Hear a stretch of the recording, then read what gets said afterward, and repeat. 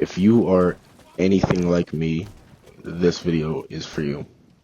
Now, I know you don't know me yet, but I think I'll start by reading a page from my journal from a few weeks back. So you just kind of understand where I'm coming from and making this video, and then we'll talk about it.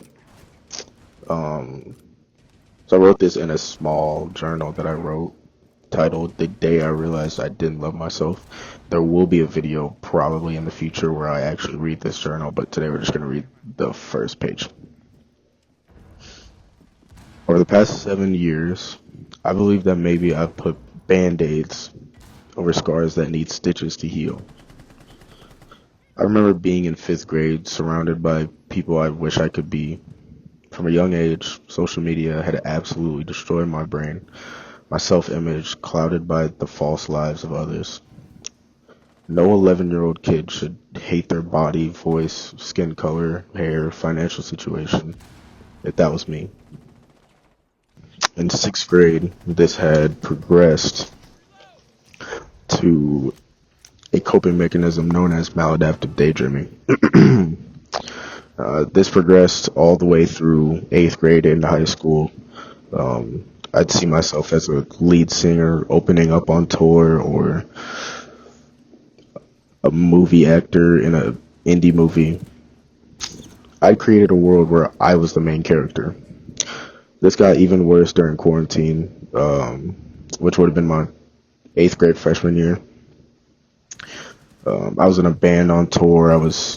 Could see myself in a Spider-Man movie. I was a famous football player.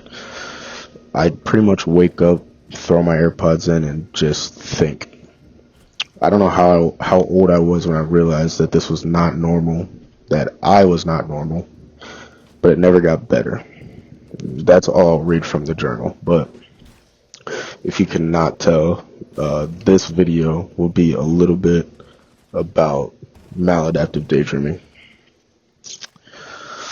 I think I realized it was about freshman year that I realized that I was not what I perceived a normal person to be. While everyone was out living exactly how they wanted, I kind of preferred to just daydream about it. I thought it was way easier to throw in my AirPods and create these dream scenarios where I had everything I wanted than it was living in my own skin.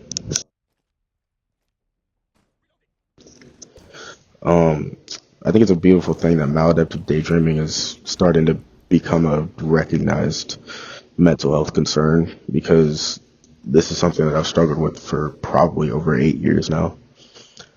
I think one of the most true quotes that I've heard applied to my life and others like me is that comparison is the thief of joy. Maladaptive daydreaming opened me up to some insane comparisons, whereas even in my best moments, I still needed something more. I wanted everything, and then when I got what I wanted, I realized everything meant nothing if nothing meant anything. I could have been given the world, and I still would have felt empty. And I think this was because nothing was as vibrant as what I had daydreamed about. I mean, it was relationships that I'd had that didn't work out. In my daydreams, they worked, or songs that I'd always say I was going to write and record, and just never did. Even starting a YouTube channel just like this one. And I think I'm only just realizing it as attempting to record this video. But so many times I'd set out to complete a goal and I just wouldn't do it. It would never get done. And I would always wonder why. But I think I'm starting to understand it now. Every time I set a goal, literally that night, I would daydream about it. I'd open Spotify, I would find a song that applied to what it is that I was thinking that I was going to set out and go get. Whether it was a love song and I was thinking about a girl that I wanted, or maybe it was a sports goal and I could see myself in like a highlight reel, or sometimes I'd even imagine myself as the person who wrote the song that I was listening to.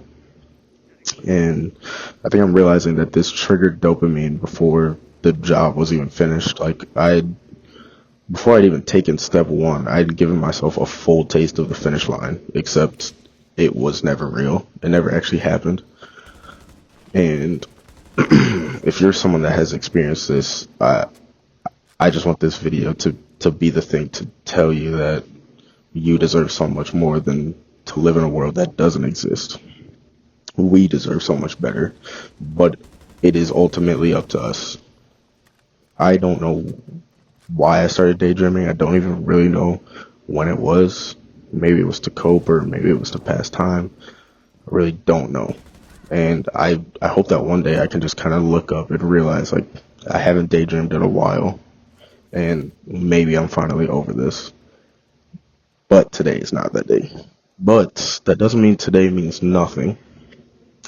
Yeah, I'm taking a first step in recording and uploading this video, hoping that this first step can lead to a bunch more steps. And if you are seeing this video, if you are anything like me, I want you to do the same. Whatever it is that you're daydreaming about, you deserve a shot at going out and getting it. And that doesn't mean you're not going to fail. You are going to mess it up a million times. But imagine where you'd be right now if today was attempt 1 million and more.